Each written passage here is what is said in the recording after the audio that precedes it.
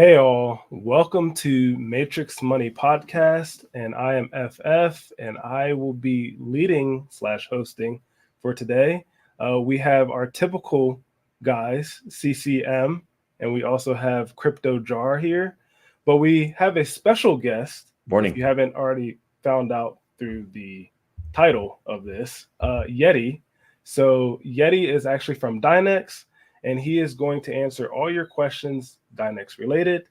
And can we bring up Mr. Yeti? Yes. Here we go. And welcome, Yeti. Welcome to the Matrix Money Podcast. How you guys doing? Welcome.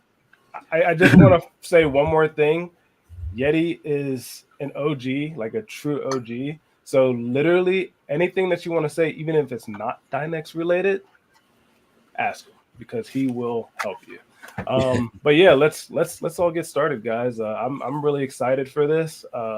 To have Do you want to check here. our chat real quick first before we get started? Because we might get down a rabbit hole there. Lit up real early. Yeah. Let's see. We got the Pirate in the house. Good morning, good afternoon, good evening. Yes, all the above. That. Yep. Chris Hanley in the house. Morning, welcome, Chris. sir.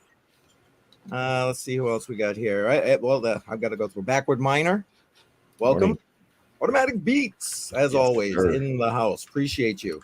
Darren, there you go. Excellent. All right. We've got through everybody. They're talking. We'll let them talk. Oh, wait. Toxic Miner in the house. Appreciate it. All right. Sorry. Didn't mean to interrupt, but I want to at least acknowledge everybody that's here early. So, go ahead. Lead us off there, FF. Go ahead. Yeah. So, if you're not already aware of the project Dynex, they started, I believe, a few years ago, right, Yeti? You can give me the exact dates on that. But the idea of the project is not only to be a network of miners, right? And then having that sort of layer to transact the Dynex token, but to also have a computational layer where you are utilizing the GPU resources to basically crunch numbers. Now, that's the high level overview of Dynex as the project, but this is why we have Yeti here, right? For him to go deeper into the weeds on what this number crunching means. And let's just go with that, Yeti. How about you introduce yourself and then we'll go from there. Sure. So my name's Clifford Mapp. I'm the head of ecosystem over at Dynex. And we're aiming to showcase that blockchain can be a lot more than just a financial transaction service. As you rightfully said, the idea of our network is that obviously our coin itself is our method of paying for our infrastructure. But fundamentally, what we're doing is blockchain only uses about 10, maybe 12% of the GPU, and then the rest of it is left unused from a blockchain standpoint, right? Before we even became a blockchain, we tried to build our own network and realized very quickly how much it was going to set us back cost-wise. It was going to be like mega money, and it just made no sense to effectively do that, right? So we decided blockchain would be the most logical, and then it was deciding how we were going to do that compute. And there was a few, we wanted to look at the quantum side of things and using, simulated annealing, gate-based logic and so forth. So we quickly realized that there was a few different choices. We could do it physics inspired, which is like, physical quantum computers are, or there was this really interesting path of using like neuroscience and neuromorphic networks, which is, for anyone who doesn't understand what that is, neuromorphic is just biology inspired, right? It's the same way that the human brain is set up. So huge capability of parallel processing. And that really sort of kind of drove us down that path anyway, because we were just like, well, if we're going to do big compute jobs, then this is going to suit our needs like really well. So that's what we've been doing, basically working out a way that we can harness the rest of the cards. So we use 100% of our GPUs in the lowest possible electric usage Our algorithm's one of the lightest for mining. But that just showcases how efficient Dynex can get, to be quite honest. I kind of had a he already answered one of my questions. Yeah, you're talking about it's the specs seem to be fairly low for a computer that you want to contribute. What would be the minimum specs that you're looking for a PC, whether it's CPU, realistically, we can get away on our blockchain with 4 gig graphics cards. Okay. Even 4 gig graphics cards can do basic compute. They won't quite give us the same capability as, say, a 4090 or a 4070 or even some of the 30 series, right? Yeah. But every little bit of compute can be used. Is there like an optimal piece of hardware that you'd want? Right now, the most popular card, and it's actually available on our Block Explorer. You can actually look at all the registered GPUs we've got on our network, and the most common right now is a 3070. Followed by 1660 Supers, surprisingly. 1660 Supers. Okay, all right, that's interesting. Yeah, it's quite interesting to see the spread of what our GPUs are already. You don't have to go high end at all. Then you can. Oh God, no! Don't get me wrong. There are some high end cards on there. We've got a couple of A100s on there. When mine aren't in use, I throw usually some H100s on there for a while. As the pirate just said, data center cards do really, really well. But you can see here that literally the most popular card is a 3070, followed by 1660 Super, and then a P106-100, which is, what, 7 years old now? Yeah, I was just going to say that one is extremely old. That's borderline FF type of GPU, because I think I still have some P106-90s, which are even worse, in one of my rigs. So, yeah, wow, okay. So I had another question, if you don't mind. Sure. So based on like demand on the network with this compute, what happens if you don't have enough compute available? Is there like a queue, or what happens when there's so much demand that you can't handle? So there's actually 2 queues. There's the overall queue, and then if you're on a subscription model, you actually have your own queue. So say, for example, you run a job with your subscription model, and you basically max it out, and then you run another job. It will internally queue that on your own user, without affecting the overall queue, because they're designated resources to you. Okay. So is there a price increase to the customer based on what they're demanding from the network? There is. We have a dynamic pricing scale for spot jobs. Okay. So what do I mean by spot job? Basically, a spot job is somebody who's pay as you go, basically. Right. So sometimes you might have somebody who just wants to run it once, right? They just need to validate their results. They run it once, that's it.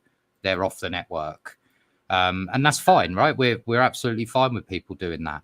But obviously subscription models are, you pay for a month, you get your resources 24/7 for that entire duration of your month. Yeah. So spot jobs are dynamically priced. Obviously subscription models are fixed. So your customer base, like what area of the market are you predominantly targeting? We've actually had quite a wide sector adoption already. One of them being obviously pharmaceutical, for things like protein folding, drug repurposing. There's some really interesting stuff around drug simulation as well that I've seen quite recently. That's quite exciting to see from what they can do with that. So imagine, a brand new medication coming out, and you got to wait 10 years to actually know whether that drug's been effective or not. But what if you could simulate it for 10 years and actually get those results? So it's actually a really fascinating research path that they're going down. But the amount of compute they need is off the chart, shall we say. Okay. Something that, would easily cost 50 to 100 million pound, dollars, shall I say, to set up, and then thousands of dollars a week just to keep it running. So those are the kind of from pharmaceutical side. We've also been in talks with automotive. in relation to CFD, or computational fluid dynamics. Yeah, I can see that. Air and liquid interacts with an object. It's a fascinating research path for quantum. Our head of quantum architecture, Sam, he came up with a piece of code on top of my conceptual work for a virtual wind tunnel on Dynex. So that's something else that we've been pushing. We already have released the plugins so people can actually use that on OpenFoam, Rhinoceros 3D, and we're working on an AutoCAD one next. Okay, so you have like a marketplace where people can pick up components or contribute that way? So we have a marketplace for obviously registering your account, KYC, and obviously your API keys for running on the network. Yeah. Inside of there's obviously a whole bunch of resources to get you started, some example code that's available for you to run, and also a very quick sort of 3-step guide on how to get you up and running fairly quickly. So yeah, but the marketplace is, we're going to expand on it as we go, right? As we see more need for it. We know that obviously the experts area is now available as well. We have some Dynex experts. You can, if you've got a great idea but can't code, you'll be able to go and ask an expert soon. Oh, that's a nice one. Yeah, I mean, we're onboarding the right experts, but that's something we've got to make sure that they're valid, right? They've got to go through a process of validation. Okay, all right, that's interesting. Great questions, Jar. I actually have a follow-up question in regards to some of the clients that you have, and then you talked about some of the modeling that you did for them. How I see Dynex, or how I saw Dynex originally, was that it was strictly number crunching, but when you bring up models, it always makes me think of AI. So can I personally get some clarification on the differences between what Dynex does versus what some of these other compute resource companies do in regards to number crunching versus AI? Yeah. Modeling? So you're talking about like things like large language models, for example. Yes. Yeah. And things like ChatGPT, Llama, and that kind of thing, right? Yeah. So we are in the process of bringing out our own. So Chris has just... Chris has already. That was convenient. Yeah, that's why I brought it up. There you go. But we're working on something that will be effectively the very first quantum-based LLM, and that's quite tricky in a quantum environment because there's variables that have to be translated from a quantum formula to something that a computer can actually read and use. We've already demonstrated something called QNLP, or quantum natural language processing. That's the fundamental underpinning that is the talking mechanism between you and, say, a ChatGPT. And that's where basically the large language model plugs into. The next was obviously transformers. Those are the things that can actually give it actions to do. So you tell it to write a piece of code that needs a transformer in order to, translate all of that into a format that's usable. So we're almost there. We think we'll be there by the end of the year. And then it's going to be a case of seeing how fast we can train ChatGPT. We know roughly how long it takes, the big players in the industry to train their models. It's weeks, if not months. What if we could do it in under an hour? That would be pretty impressive, right? Yeah. So it's something that we're working on. Okay. But in relation to what you said about like where do we stack up compared to others? So a lot, the rest of the compute sector, right, are all working on standard traditional models. So that's, very much computation like we're all understanding right now. One action in, one action out, blazing fast, but it's still one in, one out. Whereas what we can do is go, I need to do 100 variables and do them all at the same time. And then they all come back at the same time. So think of it like a big spider's web at that point, right? We can spider web out to a much bigger search pattern than what you can with normal compute. Okay. So, do you have any competitors that are doing similar setups that you have right now? There are some similar competitors out there. They're not doing it on a decentralized environment. Yeah, I'm wondering on the decentralized side. We're really on our own at the moment for that. Right. When it comes to quantum, anyway, there are people that are doing compute on a decentralized scale. That we're not claiming that we're the only ones in that realm, but from a quantum sense, we are. Yeah, but the nearest competitor would be somebody like D-Wave, or IBM would be another one. There's a really interesting statistic. We put it out. I believe it was $1.20 on IBM per second of runtime, and it's 12 cents per second on Dynex to run the same compute. Okay. Wow. Significant difference right there. Yeah, it is. Yeah, it's massive. Yeah, no, because there's a lot of the decentralized compute competitors out there, but they're not even touching the same things that you are. And that's good to really define and separate them. Because that area of the market, in my perspective, seems quite saturated right now. It just pretty much everyone's picking up on that same time. So it's interesting. Yeah, we knew that when we started doing the quantum side of things, right? It was a really large niche. It's almost a niche of a niche, right? Because quantum's a niche in its own right, and we're a little subsection of quantum.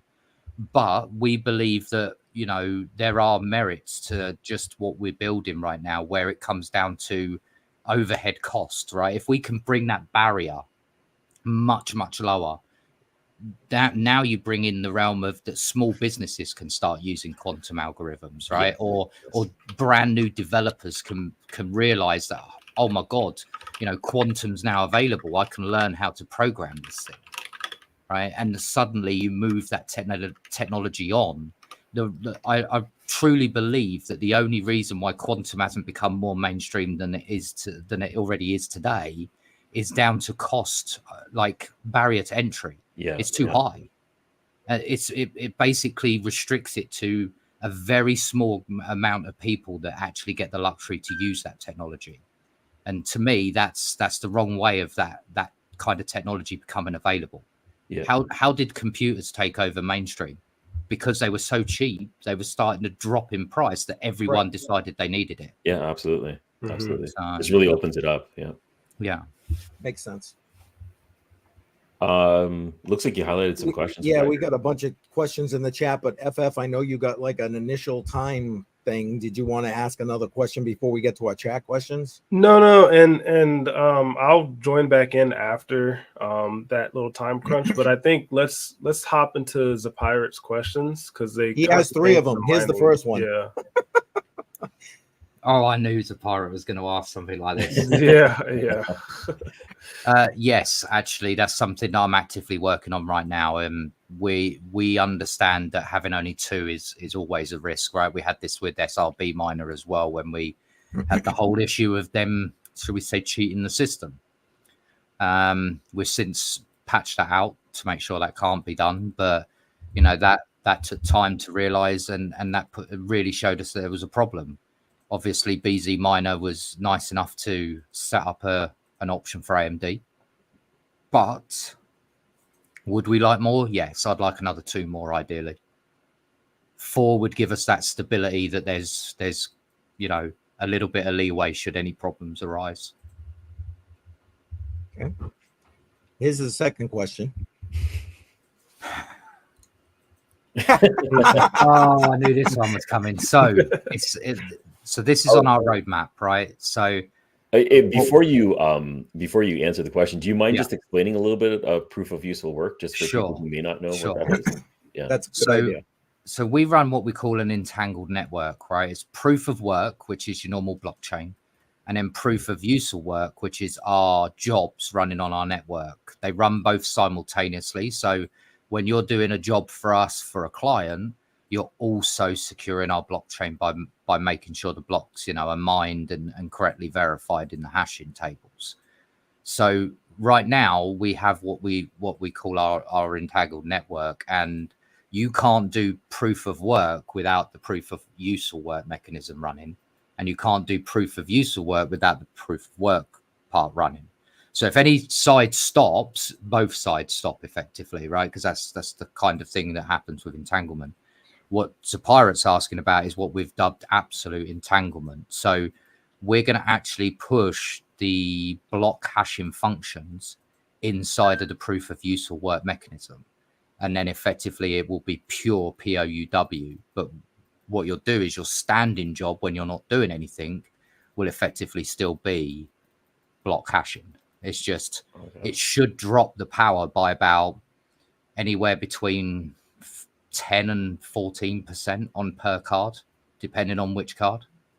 So it'd be a really interesting part. It's a next evolution of our blockchain, where the entanglement is so tight you can't actually see where one begins and one ends. It's all just proof of useful work. And timeline wise for that, what are you projecting? We're ideally hoping to have that on testnet ready, probably Q4. Okay. Probably Q4. Just because that takes a lot of pre-planning, right? We're making a massive, huge change to our network. The fundamental underpinning of how our blockchain runs as well. It's not going to be something we're going to take in, like, we're not going to rush that. We're going to make sure it's solid. We're going to put it on a test net. It might be on a test net for 3 months. We don't know yet until we start running it and see where the kinks are, so to speak, right?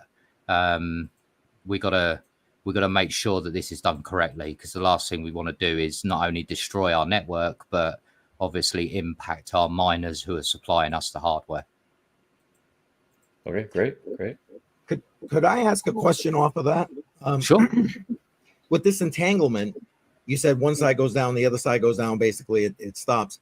Yeah. Is there a potential of the whole thing going down? We have had one stall out of our chain. That was really pretty much, 13 months ago now. And that came down to just a bug in the way that it was interacting with our blockchain. And so it caused one of the connectors for our mining pools to basically stop. So they couldn't access the seed node effectively. We've since solved that. We've put in extra load balancers. We've actually overkilled it. So there's, instead of having 4 points of failure, and if any of those go down, it's a problem. Now we've got 10 or 20, and it's dynamically scalable. So as more resources are needed, it can open up more of those pipes and allow those connectors to come through. So we've ironed that out now. We haven't had any problems for over 12 months on our blockchain. Okay, that's good. So you added adequate redundancy, basically. Yeah, yeah. We just added more. We didn't realize that once it really got busy, and that was around when we had our all-time high last year, June, July sort of time. We had 22% of all of Hive OS's GPUs on our network. It was probably 500,000 GPUs at that time. We weren't even live at that point. We were still beta testing the job systems. Yeah. And obviously we found that we had a bottleneck somewhere and we needed to fix it. So we went off, got that solved, and since then it's been no problem at all.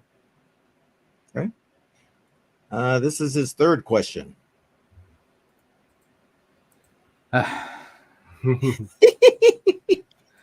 Oh, I don't mean to laugh, but I get the question. I truly do. So all of our client data is completely encrypted, right? Both ends, end to ends. We don't take any risk on that. Same when you run a job. If you don't want it routed to our server for delivery, you can actually have it delivered to your own server. Just specify it in your API key, and it will send it directly to you instead of us. So that obviously gives a little bit more security around what jobs are going where, right? So if you're a company and you're running something super, super secure, I know, you've got some sort of secret project that's not in, IP locked yet, and you want to make sure that it's safe and secure, we can send that directly to you. It's all completely end-to-end encrypted, and it's not cached anywhere during the. Sorry? It's not cached anywhere during the process. No. Huh. No, and effectively it's quantum energy states. So unless you've got the decoding pattern for the energy state that you've just sent through, it'd almost be impossible to decode it the other way. Okay. I mean, you could brute force it. It would take you a while, but you know, the way that we segment it as well, it comes in slices to you. So unless you get all the slices, you're also going to have a problem as well. So it really does depend on how you're running that job. And we can also geo ring fence. So if you want only, you know, machines in your local country to run that job for you, then you can. So the encoding part, I'm assuming you chose encoding over something like, for example, encryption for speed purposes. No, like you said, there is an encryption layer involved. It's just our own. It's our own layer of encryption that runs through our own system. So we run a form of, you know, quantum-based encryption. We're actually in the process of actually fleshing out a public release, shall we call it, of quantum encryption using Dynex. It'll be very new. It's a whole different way of thinking about encryption, which is, you know, I know that people are all wanting me to get, you know, leaky about new things coming out. So, I mean, why not? Why not? We tell you what we're going to do. But quantum encryption is something that's a bit close to home, right? I do act as obviously Dynex's IT security guy, right? So for me, thinking outside the box is kind of natural in that respect. And I think even FF and I have spoke about this a number of times, right? Security is one of those things that really drives me for crypto, right? Like there's a lot of good, but there's also a lot of inherent dangers, especially with something as powerful as a quantum PC. Right. So, I mean, we might as well, you know, talk about the elephant in the room, because you know that this question's going to come up next. I guarantee 100%. It. I'm almost 100%. Waiting for it to pop in the chat now. Yeah. Can a quantum machine break SHA-256? I guess is what you want to know, right? Yeah, that's what I want to know. Basically, what most people want to know. Yeah. I mean, that's quite a diverse subject. We wouldn't allow running it for what, right? Because we've got an ethics committee and a load of, should we call it, rather nasty security, making sure that you can't abuse our service. Okay, so before you continue with that, like you were talking about privacy and how everything is end-to-end encrypted. How would you actually know that it's happening? I was going to ask the same question. Same. You got it.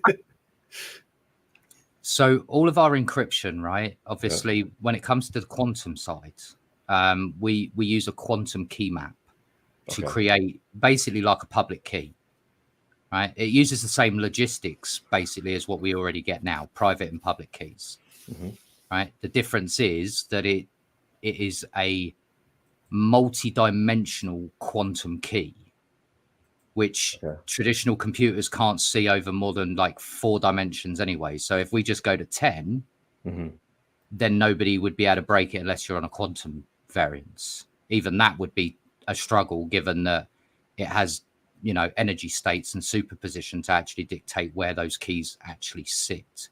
It's crazy efficient and crazy, like, obscure type of coding in that way. We did it that way because there is too, shall we say, there's too little talk around how bad quantum computers could be when it comes to encryption. Right now, people think that just because like IBM's got 1,000 qubit, that's, you know, not enough to break an encryption layer.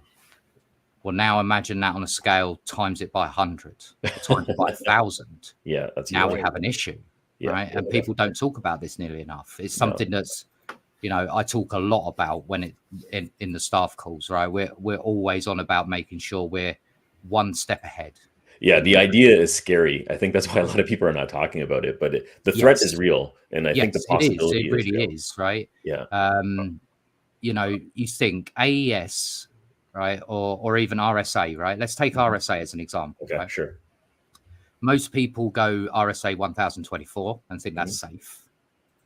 Most governments use RSA 2048 because they deem that as high a security as humanly possible. But we're going to have to start looking much higher than that. And I mean that legitimately. We're going to have to start looking higher than that, or redefine a new way of standards for encryption. Like a quantum-enabled.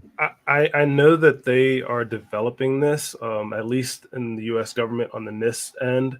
When you talk about using RSA 2048, that's the FIPS 199 requirement. Again, I'm talking government stuff because, I mean, full disclosure, I've worked for the government, at least U.S. government, when it comes to cybersecurity. So those requirements, yes, I think that they need to be enhanced, but I don't know if they're going to actually help, because you bring up a good point again. Before I head up to this meeting, I want to mention this.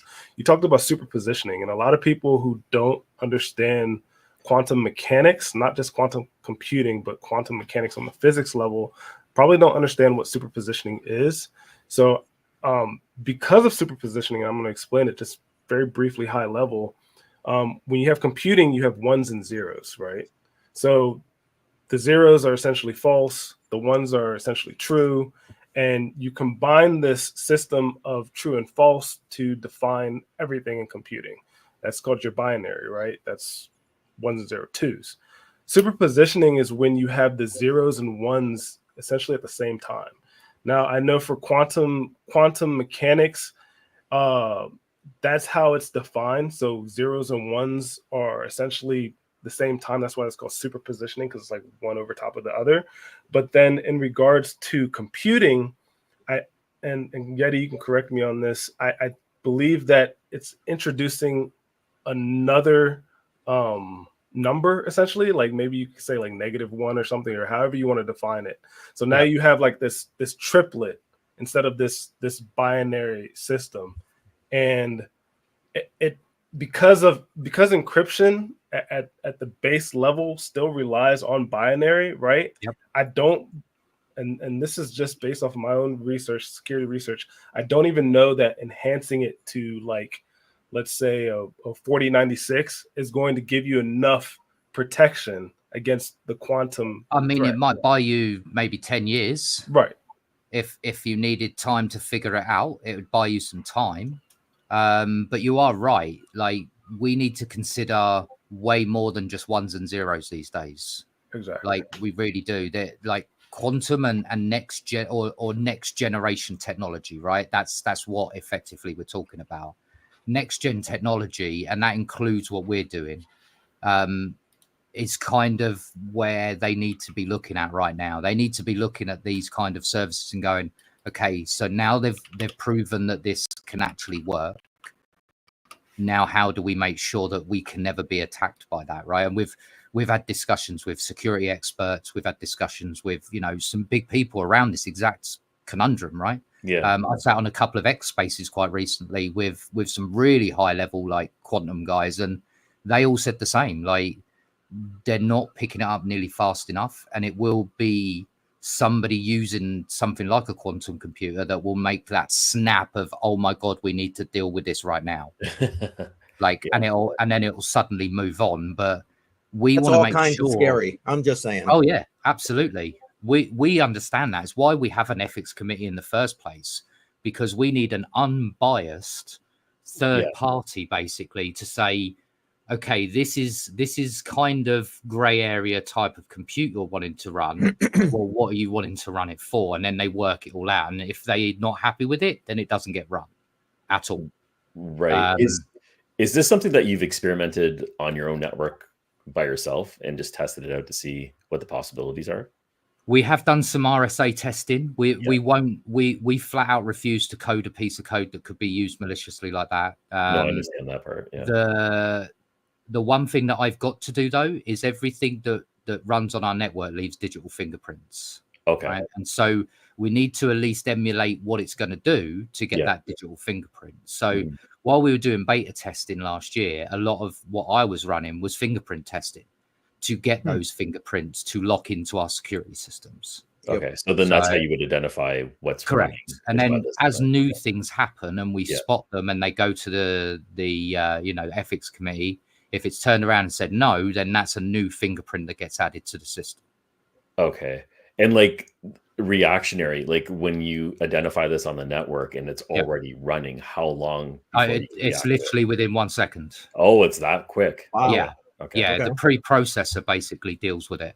Wow. So as it's pre-processing ready for our network, which is where it slices it up and delivers it to our distributed network. Yeah. That's where it locks in and goes, no, you can't run that. 1 second. Wow. Okay. Yeah. All right. Yeah.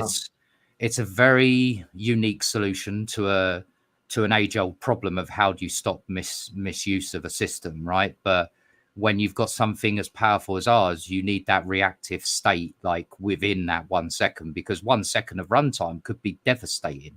Yeah. Do you know what I mean? So we have to be very careful when it comes to that. You've touched on SHA-256. Is there a fingerprint for that? Have you already gone through the process of identifying? Yes. Okay. Yes. All right. To say that I would love to have a chat with everyone who says they're quantum resistant is an understatement. Right. Yep. Because I bet you they're not. Yeah, and how do you even do that? Like, how do you even prove that it's quantum resistant? Well, exactly. Unless you've got access to somebody like us who could potentially work with them to offer that potential service, right? Where even though that's almost like pen testing, right? At that point, we would be open to that kind of thing if a blockchain came to us and said, "Look, we want to test our quantum resistance, right? We'll sign the paperwork. We'll make sure it's all covered under a pen testing agreement, right?" Yep. Would we do it? Yes, because it would be a business to business service. That's a really good use case as well. Correct. To identify the blockchain, the capabilities of it. Is it truly quantum resistant and everything else? Absolutely. That's a great use case. Yeah. I mean, it would have to be something that we all agree on. Right. It wouldn't be just us going and randomly testing networks that say they're doing it, because that would be unethical. Right. There is a fine line between, pen testing and actual malicious act. The difference is that you've got the permission to do it. Right. So from my perspective, as long as everything is signed and we've got agreements in place, then yes, we would happily look into that. But we wouldn't release any of that code. That's something that we wouldn't do, because that's just, lighting a fire basically. Oh, absolutely. And pouring gas on it. Yeah. So like a lot of this stuff, I already know I'm going to have to rewatch this interview because a lot of it's going over my head. Still trying to process it myself. So like timeline wise and everything that's going on with Dynex, you are definitely unique. I didn't realize how unique your project was until you spoke more about it. Because I did look at it when it first came out, I think about a year and a half ago, and I did mine it a little bit, and I'm holding it. But like roadmap, what else is Dynex planning on doing with? I mean, so we've been announcing our advisors and strategic partners recently. We've pretty much announced all the advisors now. The last one today, which was the Enigma Fund. Okay. They're coming on as a strategic partner to help us open some doors to new clients.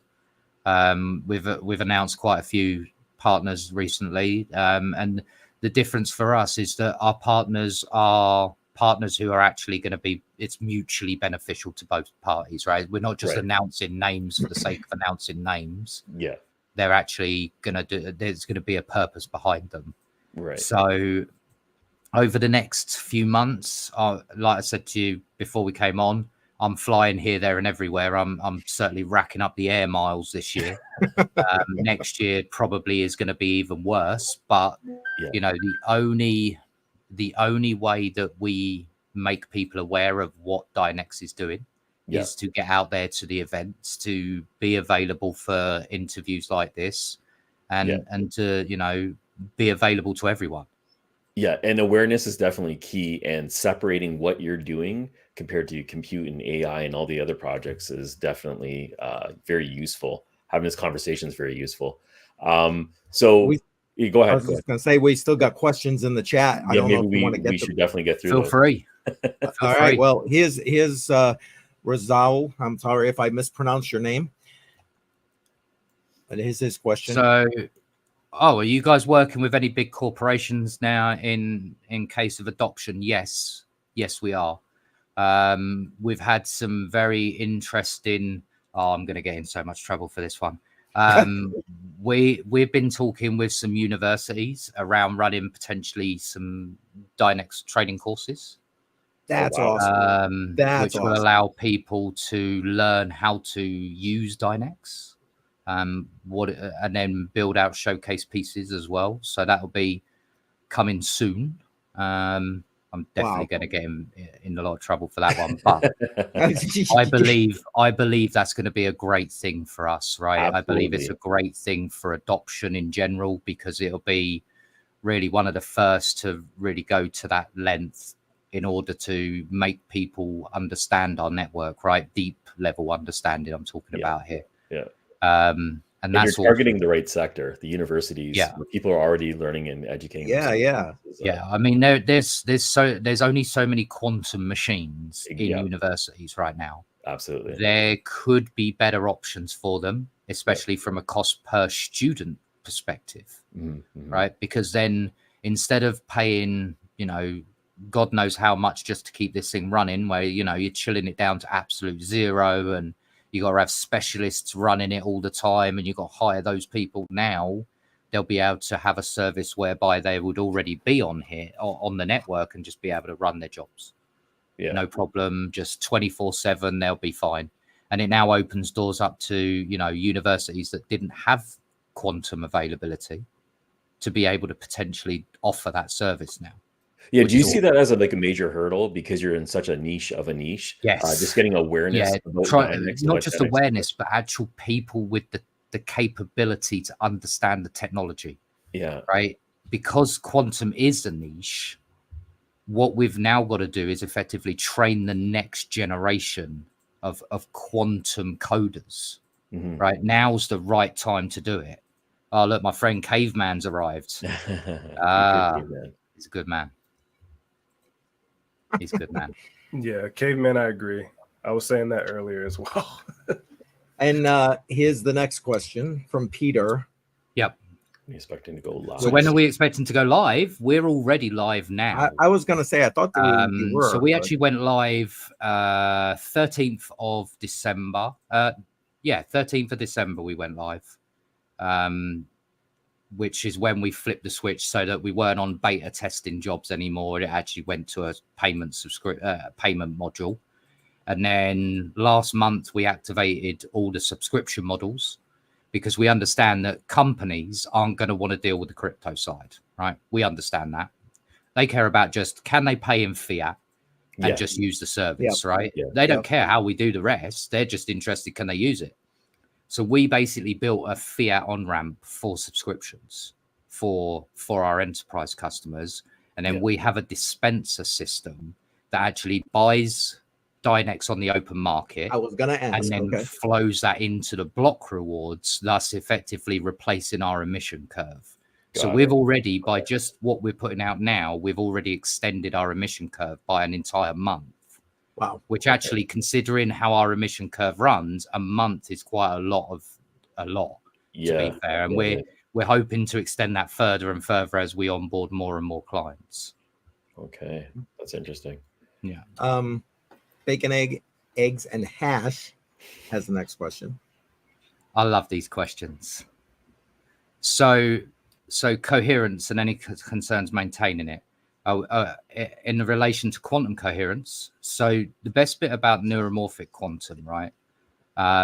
Inherently, you don't get the quantum variance quite the same as a physical quantum. So we don't need to do quantum error correcting, but we have our own version of quantum error correcting as well. Because we're on a distributed network, somebody could turn their rig off halfway through a compute, right? Which would be devastating, because then the data comes back to you and it's all broken, right? So we actually bring on extra miners. They sit sort of in a pseudo state where they're not quite calculating, but they're still doing POW, right? They're in a hold state. So if any of the data comes through and it's inaccurate, it basically picks one out of the standing waiting and switches them round. And then we'll recalculate that chunk of data literally instantly. It's all hands off. It's very, very capable. So, I mean, You say instantly, but how instant is it when you got to about 0.4 of a second. Okay. Holy crap. That's instant. Yeah, it's pretty fast. Like I've seen it where it drops half the packs because like one miner that's been, got 8 GPUs might be doing a quarter of the job. It drops off. That chunk of extra workload that's sitting there waiting is directly there, almost 1-to-1 at the moment. So if one drops, one takes over, one drops, one takes over. It's very, very efficient. Nice. Okay. Let's keep flipping through. I don't know if you want to this isn't really a question, but I think it might be an insult. Where to begin with this one? So I've spoke about this before, right? Flux is doing something similar, but not something similar, right? It's compute, but it's not the same as what Dynex is doing. If you've got Flux at one end of the compute scale, right? They're trying to do a full infrastructure system, right? So that's cloud-based services, storage, VPN, the whole industry, right? So they're trying to take an entire Web 2 subset of functions and switch them over to Web 3. So Zapira actually does the perfect one there, right? So you could fire up a Dynex Docker on Flux if you really wanted to. I mean, I personally use Octaspace. We already have direct connections into Octaspace with Dynex as part of our partnership. You can actually use the drop down, select Dynex SDK and hit install, and it will deploy an SDK straight to Octaspace's infrastructure. So yes, you can do the same with Flux. We are potentially looking at talking to Flux about dropping our SDK on their launchers. I'm very open to that. I don't see why we shouldn't. But they're basically two opposite ends of the scale is the best way to describe it. Well, only because it was talking Flux here, I'll put in the reply that he put in there. Any last thoughts? Bigger is relative, right? That's Flux true. is very contained in this one little box, right? We're still finding out where our limits are. We still haven't found one yet. Every time we think, oh, we'll run this, it should really test the network hard. It kind of comes back and then says, no, thank you. There's still plenty of room left over. Like we just broke our own record in max cut again for the third time in like a month. We just keep pushing that number up slowly but surely. And that will also just increase as you get more GPUs on the network, right? So yeah, I mean that's the thing, right? Our network it's technically infinitely scalable, right, based on the network size. So if we had 500,000 GPUs back on our network again, like we did back last year, then it would be almost 5 times what we've got now. So of course it's going to have it's even more than 5 times the computing power because of the way that we slice up the compute units. Okay, so you have about 100,000 GPUs right now. It's 100 hang on, I can tell you, it's 124,579 currently. Okay.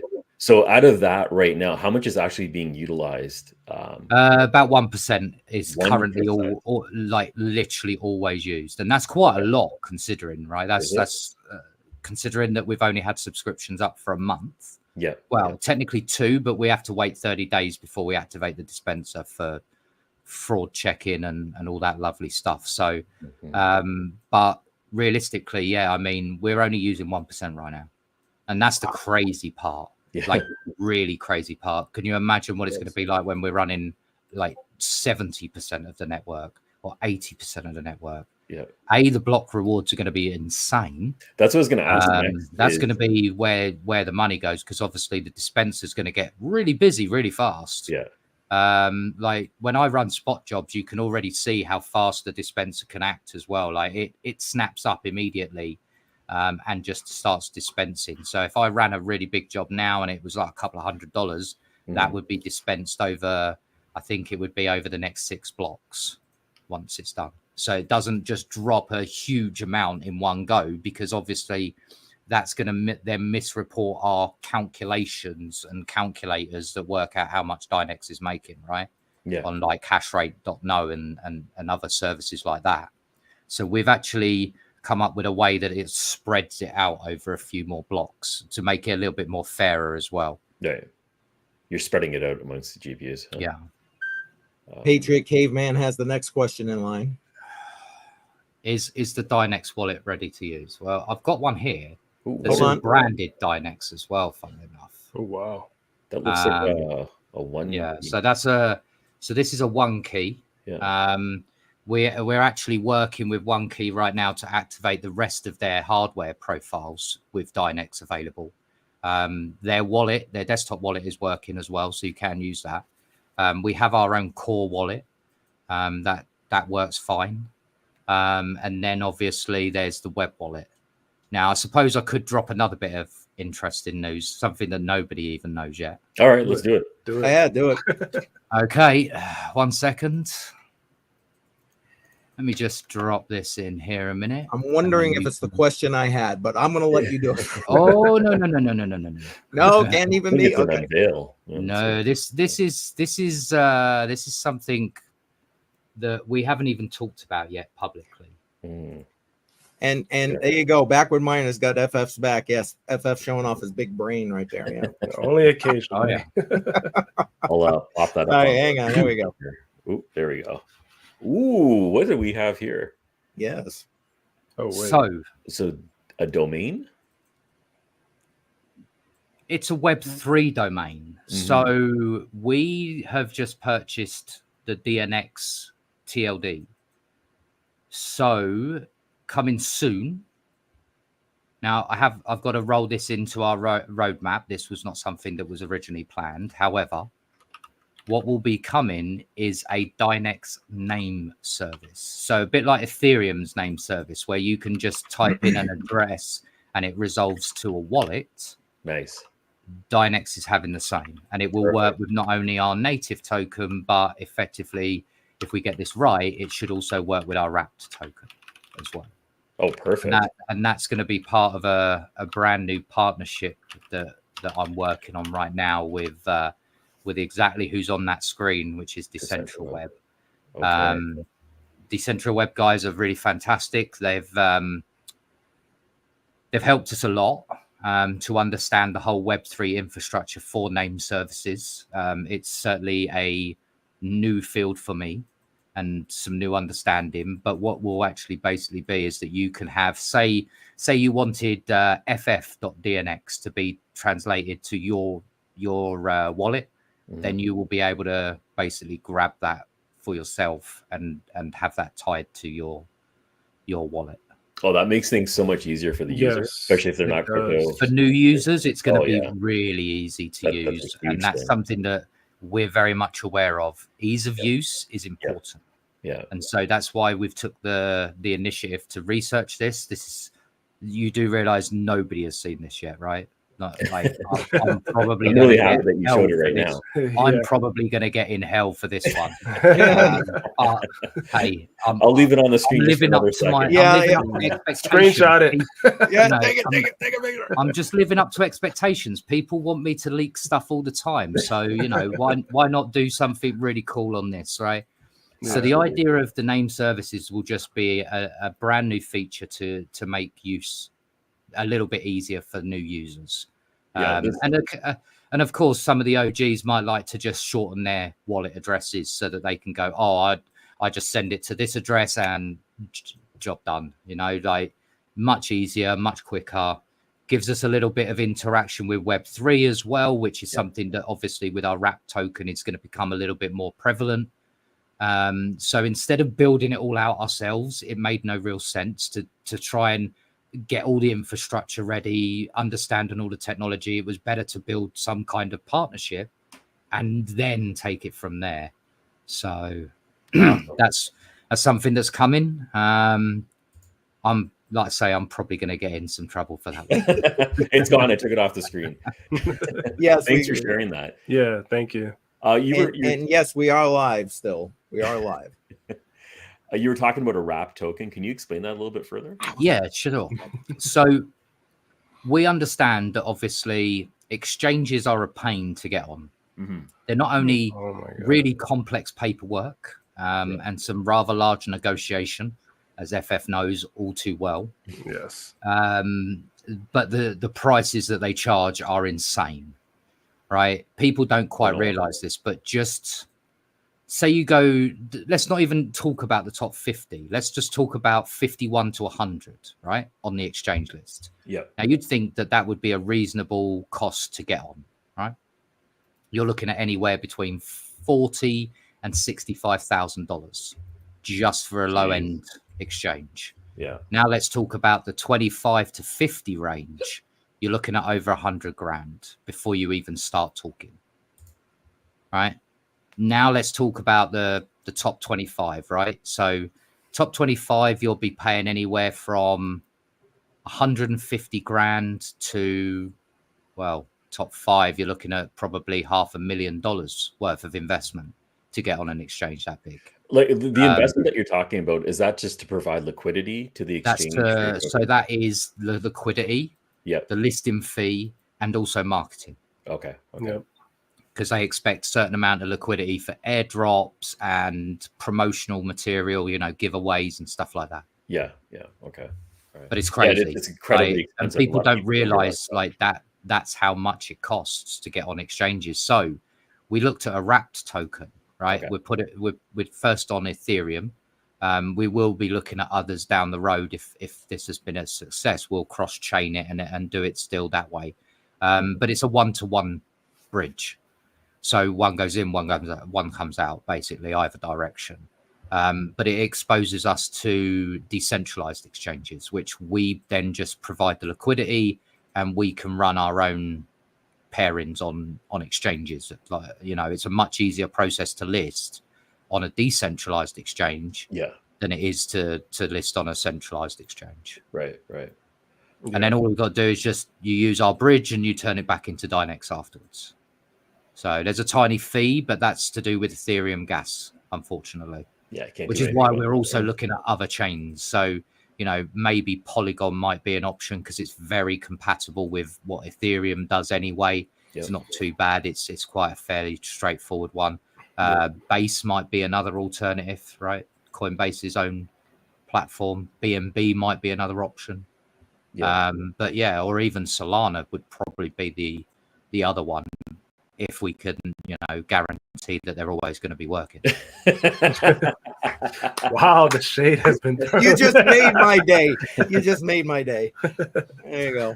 No, but I also want to touch on, before we hop into some more questions, why all of this is important. As Yeti has also explained, I've tried to help the Dynex team. I won't say the exchanges that I do have direct contacts to, but let's just say it's been a challenge. Yeah, it's been a challenge, ongoing too. So yes.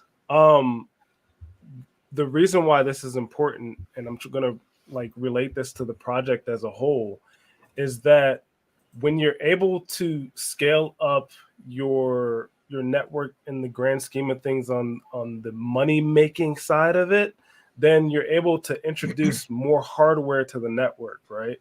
Because now your Dynex as a token is worth more, so the incentive is higher for people to mine, meaning that they will join the network, correct? And then that basically snowballs to a point where now Dynex doesn't just have 130,000 GPUs, now they have 200, 300, because the incentive is now there. Correct. And then your compute service can now do true quantum work. It can do the work that Dynex is intended to do. But we as a community, right, this is why we have these conversations here, why we interview these people, is so that we can garner up that support, so that the incentive gets to that point, right, where we're all like, okay, I'm going to turn on my rig, I'm going to support Dynex, and I'm going to hodl the coin, right, so that their project can do what it's intended to do. But the issue is us as people, in the psychology is we see the coin going down, right? And then we're like, oh, we need to go switch over to whatever to be profitable, etc. But if you truly believe in the actual project of the coin, then you need to consider that. And that's why I just want to kind of tie it back into the project, because I know sometimes we get kind of off subject and we're like talking about exchanges and money, but it's a big point on trying to get Dynex to where we all want them to be, because I definitely want to use the product. I have other questions on the use of it, because I have some things that might seem nefarious, but they're not. We'll get to those questions later. But yeah, and the only way that we're going to get there is to spread it, make the incentive good for the miners and the proof. No, absolutely agreed. That is fundamentally what we're, having the action to do, is that the more jobs that run on our network, the more clientele we bring on, the more subscriptions that come in, they all funnel back into the Dynex ecosystem, and 70% of that is going to the miners. And then we've got a rebate service inside of our marketplace that all the holders that register for that, and it's done with a proof of reserve balance file from your wallet, they get a proportional share of a 10% rebate. It's not staking, right? Because you don't tie up anything, you're not locking anything away, you're not doing anything, right? Your funds are still in your wallet. The reserve balance file just basically says, here's how much I've got in my account in an encrypted string, basically, to tell our system that it's valid, and then you get your proportional share. So, and then the 20% is shared between us and our foundation. So it's 18% to us and 2% to the foundation. Would you introduce a staking component to incentivize just locking in liquidity too? We have considered staking, but we're worried about the fact, obviously, we're a European registered business, and we have MiCA considerations to worry about. We're already having some concerns around USDT at the moment, so we might actually have to look at USDC as an alternative temporarily as well, activating that as another pairing in Europe until we get a proper answer around it, because right now Tether is basically turning around to the European government and saying no, which is obviously they're going to get blocked out of being able to use it in Europe, and then we've got a problem. Right. So hence the reason for our DEX idea of going on decentralized exchanges for one, but also why we're also looking at USDC as an alternative as well, maybe just for the European markets. Okay. Interesting. Yeah. MiCA considerations has caused quite a spanner in the works, to say the least. But thankfully we've got, and I met these guys over in Dubai, actually, when we were over for Token 2049. They're fantastic. There's some Web3 lawyers. They specifically focus on Web3 and the technology around it. And they give us regular updates. They're big fans of Dynex and what we're doing.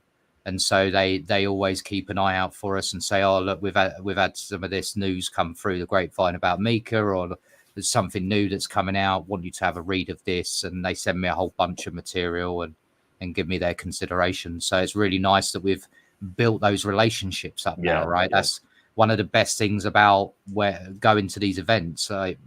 Me and FF met at Miami, first person I spotted out of a crowd. I was just like, I'm heading over that way. I've got to go and say hello. I'm easy to spot. So, well, the big giant red F gives it away. The red hair. Yeah, exactly. We're over an hour in. Are you still good, Yeti, or what? Yeah, of course I am. Do we have more questions in the chat? Yeah, here's the next question that was in line here. Oh, has anyone forked Dynex yet? Yes, there actually is one, but it forked before we started doing machine learning. So they're basically what we were 14 months ago. I think it was. Don't know how much they've really got into moving their project on, other than just firing it up. But we wish them good luck. No, there's no worry about that. We don't have a problem with anyone forking our technology from a blockchain perspective. They're still going to have to integrate the services, though, that obviously we've got involved in with our system. So it's not as straightforward as just going, I'm going to fork Dynex and run quantum jobs. because obviously we've got intellectual property rights on the technology that we've done. Okay. So yeah, and that's it's not the blockchain side. That's all open source. Yeah, it's the security aspect, the encryption layers, and the job delivery mechanism that is ours. The rest is all open source. Okay, that's good. It's good to know. Gotcha. Here's the next question in the list here.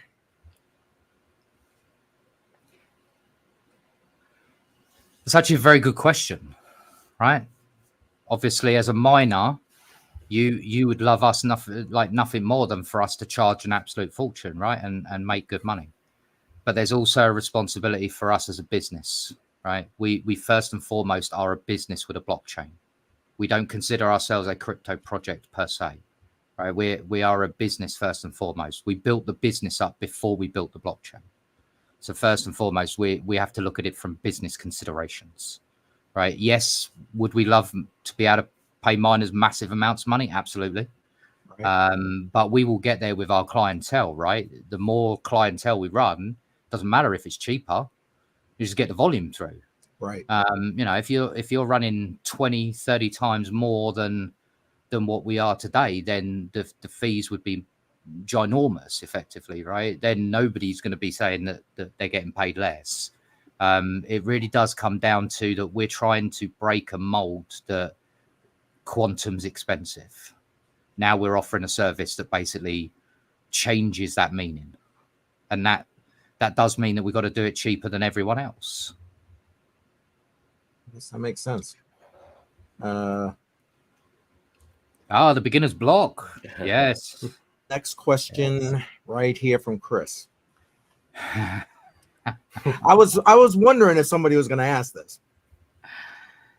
Oh man, I'm so getting in trouble today. You can decline, Yeti. You can decline. No. Yeah, seriously. I've yet to ever decline a question.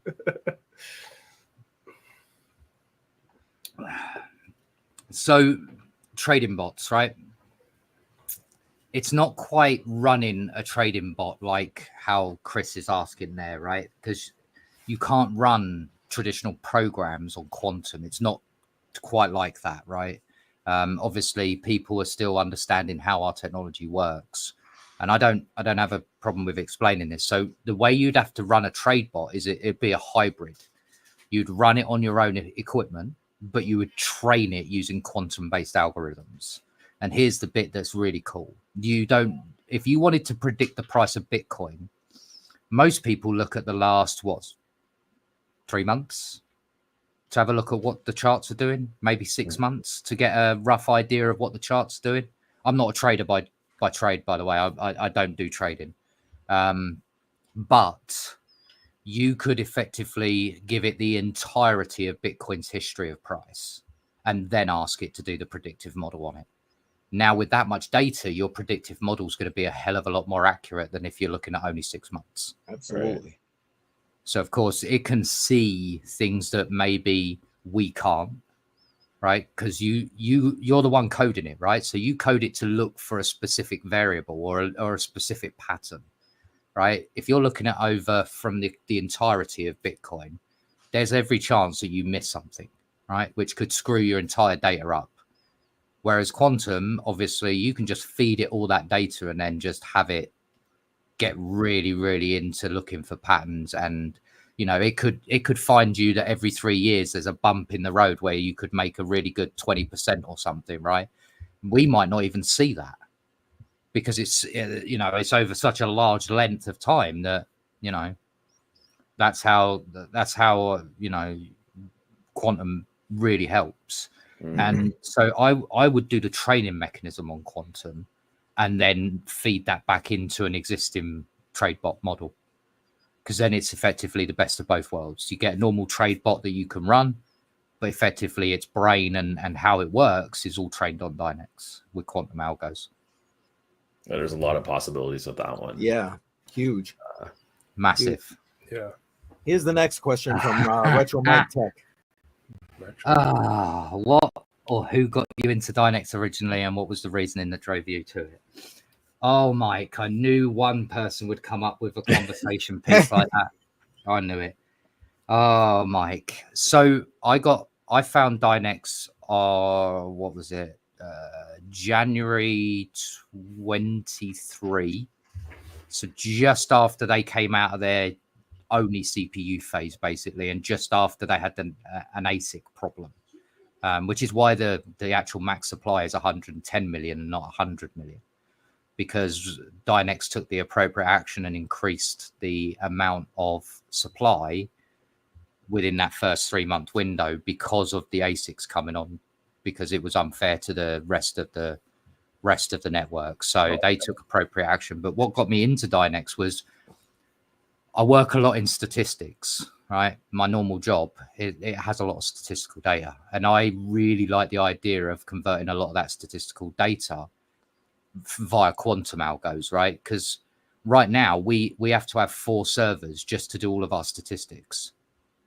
Right? It's a lot of number crunching, right? Mm-hmm. And it costs us a fortune. But what I'm doing at the moment is actually recoding all that to use Dynex services. So it'll actually number crunch it all for us and drop it all in for us, which would be a lot easier. But that's what originally got me into Dynex, right? And then last year, it was about, when was it? It was just after I got back from America. So September last year, right? Obviously, I went out to visit Dynex. I actually did a video, Chump Change, put it on his channel. And I went out there and visited them with a potential of getting an understanding of what Dynex was about, who they are, why they're trying to do it all.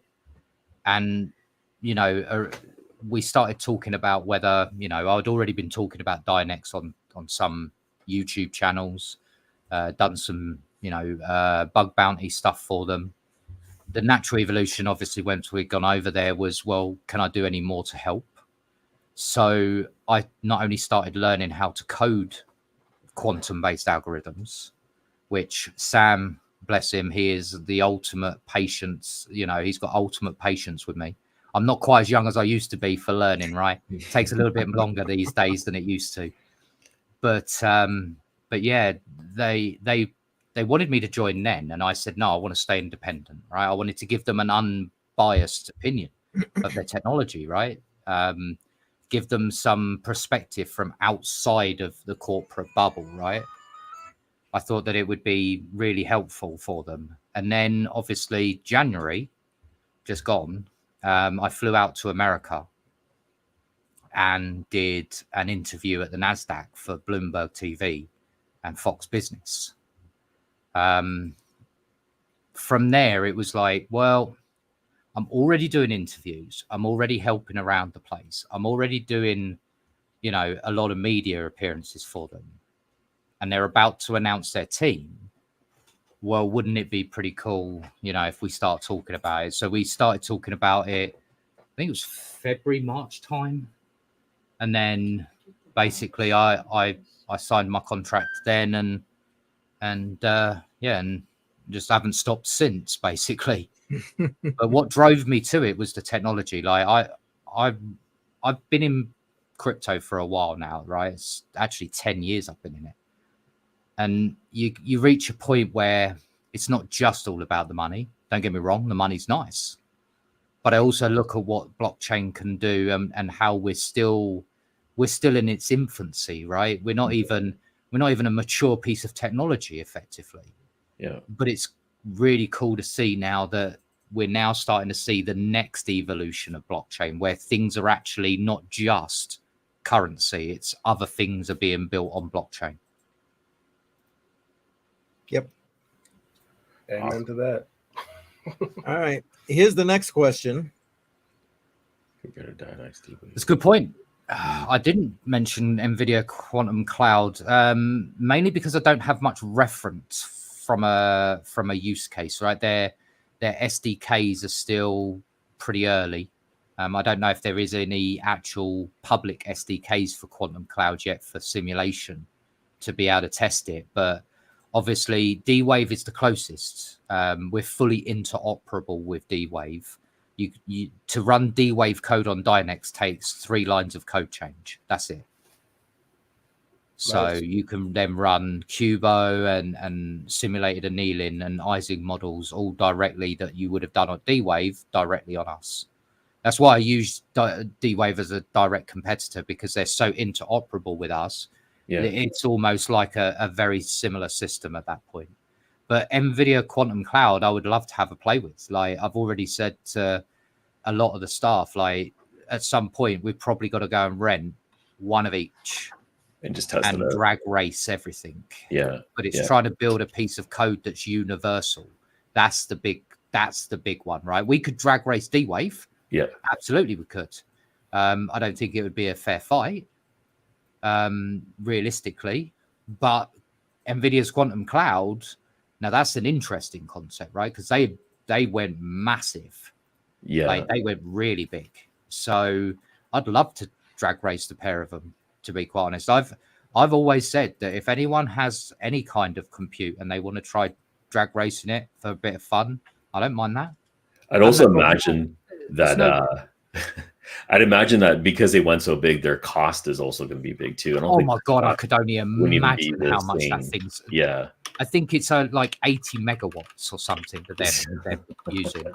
Like it's ridiculous power consumption, right? And that overhead is expensive. That's where we're able to drop those costs, because we don't have the overhead. Right.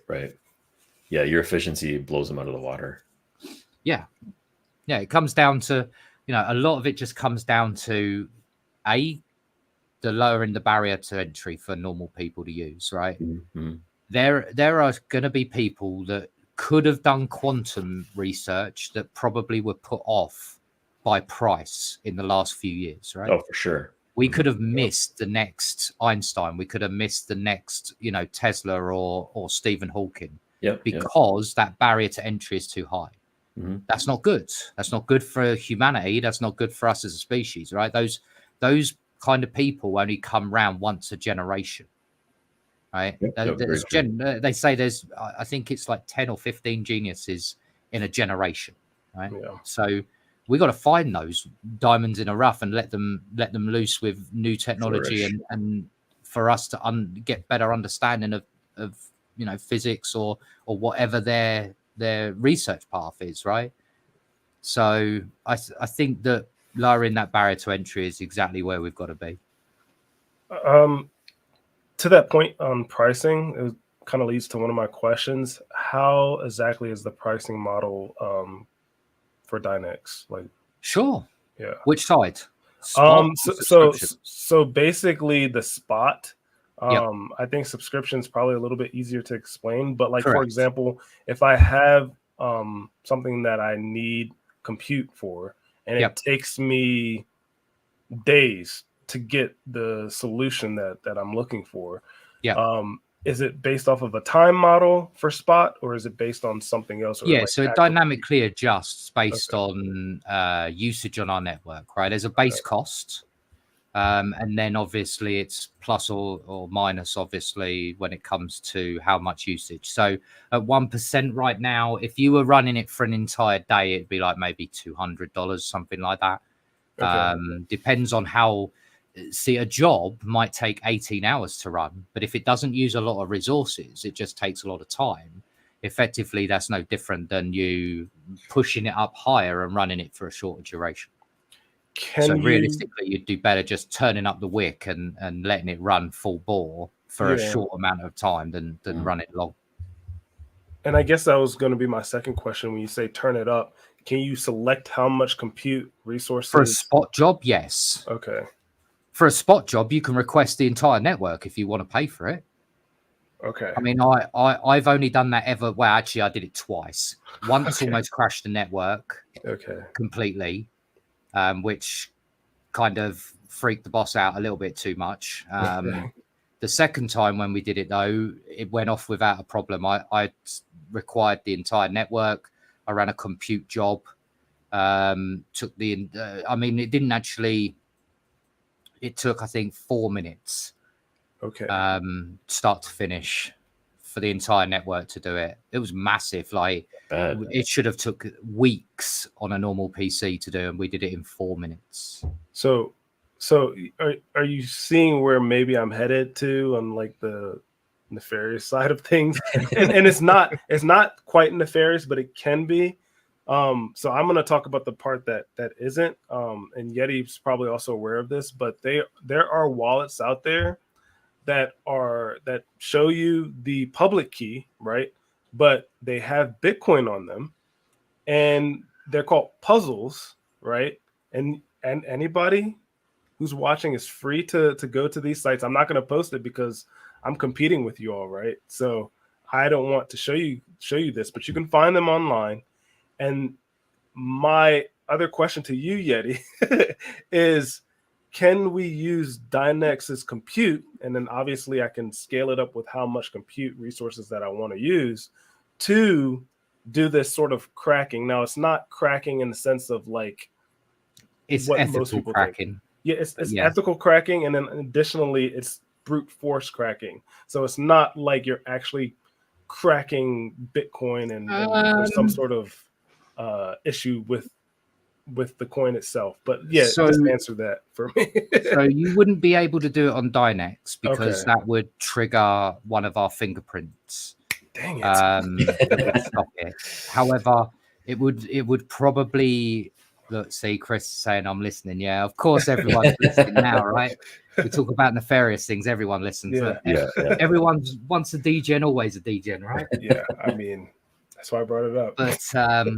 But yeah, I think no, it would obviously trigger a freeze on the job because of what it's doing. Plus, also you'd have to understand how to do that in a quantum environment, right? It's not the same as using some of the code that's already available and just running it brute force one after another. That won't work on a quantum space. If you were gonna do that, you would widen the scope and work out all the elliptical curve and attack the entire curve all at once. But again, that can't be run on our network. I would love to prove a point and showcase that kind of thing. But it would be terrifying, right? Yes. Like it would be legitimately terrifying. It would scare a lot of people, and it would have probably agencies with 3-letter tags just knocking on your door. Right? I don't. Do you know what I mean? I'd be getting a tap, tap, tap. Excuse me, sir. Can we have a little chat about something, please? Yeah. But then everyone would know the name Dynex at that point. So I know great marketing plan. You know the old saying, any publicity is good publicity, but that might be a little bit too far. It might be a little bit too far. I'm just going to assume it's already been done in some other environment. Well, yeah, of course, but when it comes to a decentralized ecosystem like this, where the product is essentially already made for you, I just feel like anybody can sort of benefit versus somebody doing it in their own local environment. It makes sense to me, but again, I understand the ethical side, and then also the filtering within that's internal, and that's good that you guys have that. So it's one of my, like I come from a cybersecurity background too, right? That's where me and FF probably get on so well and talk because we've got that background. But like when I joined, I went super paranoid, like full on paranoia mode. Yeah, I believe it. Because, I looked at the software, what you can do in software when you've got that much raw compute available to you. And it's just, well, if somebody misuses this, it's going to be bad. It's like not only from an exterior perspective, but from our perspective too, right? Because it damages our reputation, our clientele that are using it. It's a dangerous and slippery path. I just seen a really cool question that you're just about to pull up. I knew you was going to pull that one up. Isn't it time to make Dynex itself quantum resistant algorithm, or is the existing algorithm used for transactions within the network sufficiently stable? So we're pretty happy with the algorithm at the moment. There are some tweaks coming that will obviously make that a little bit more difficult. The absolute entanglement will certainly make a huge difference because it's going to change the whole way a blockchain is going to be run. This will be effectively the very first example of an entangled network running in a blockchain environment, I believe, by the time we finish this. It's going to be totally unique. So that's something that we're looking forward to. Quantum resistance, from what perspective? Are we talking from a physical quantum? Because our network's already quantum resistant at that point, right? There's not enough qubits in the world right now to attack any networks.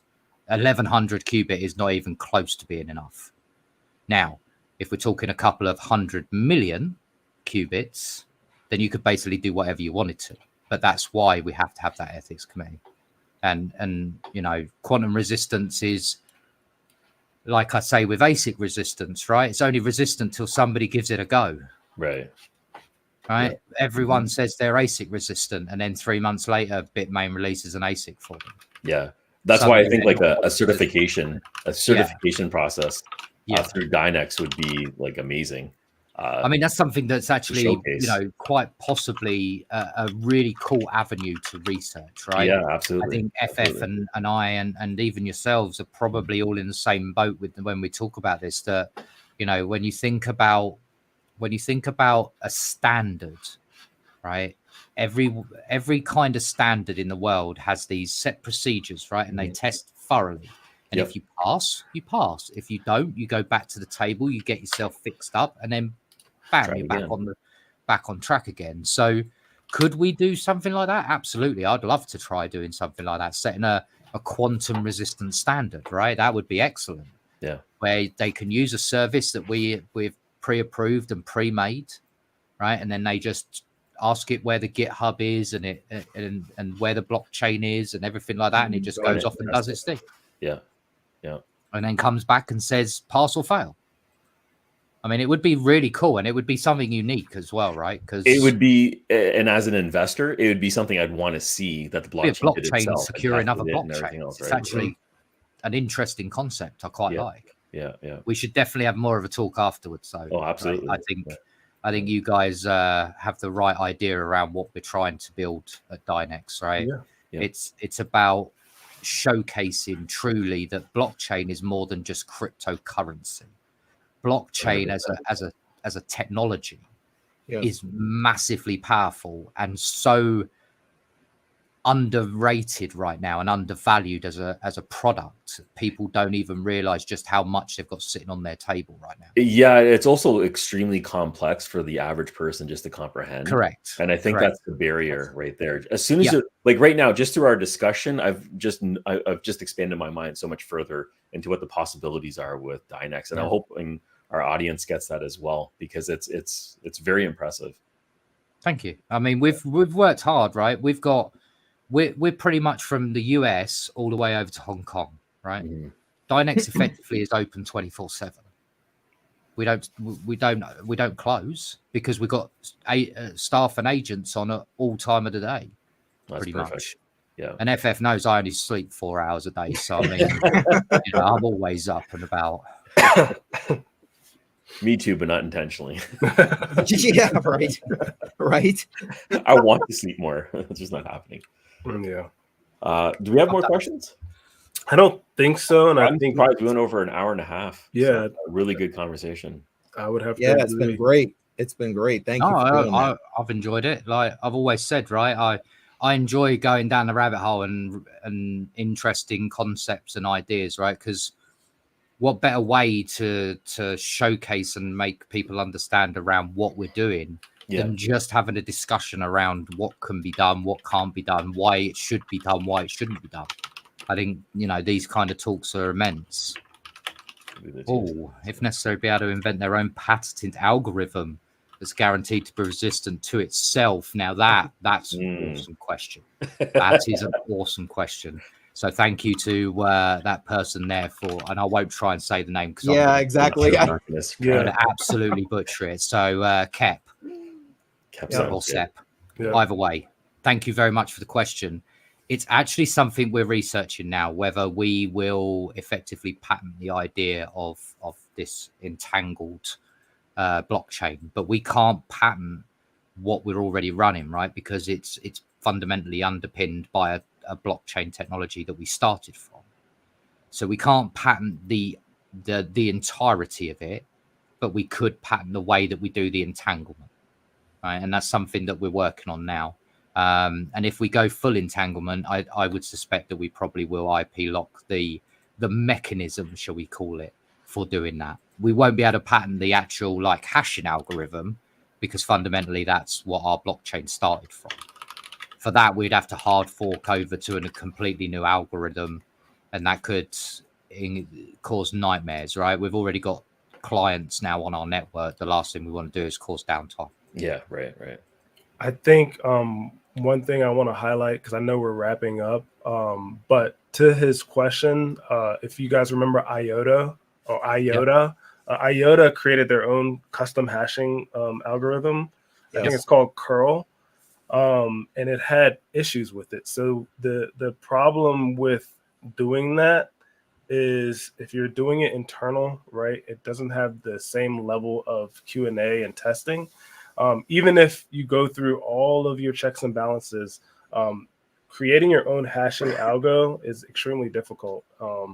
So I just want, if you are looking into doing that, Yeti and as a Dynex team, just be wary, look at past mistakes from other teams that have done it.